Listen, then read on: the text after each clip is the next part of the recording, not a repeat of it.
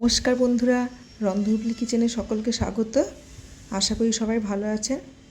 আজ সকালে আমি ব্রেকফাস্টে বানাচ্ছি ম্যাগি। প্রতিদিনই ভাত, লুচি, পরোটা, রুটি একটু অন্য স্বাদে,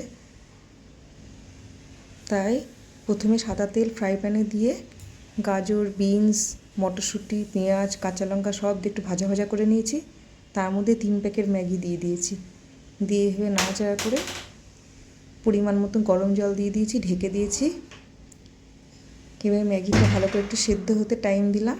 ঢাকনাটা খুলে ফুটে এলে ম্যাগি মশলাটা দিয়ে দিলাম। যেহেতু 3 প্যাকেট ম্যাগি করছি তাই 3 প্যাকেট মশলা দিয়েছি। তার মধ্যে একটু গোলমরিচ দিয়ে দিয়েছি, দিয়ে আরও ভালোভাবে নাড়িয়ে ফ্রাই করে রেখেছিলাম ডিমের ঝুড়ি, সেটা দিয়ে দিলাম। দিয়ে তৈরি ম্যাগি, উপর দিয়ে টমেটো সস দিয়ে এইভাবে করলাম। কেমন লাগলো জানাবেন।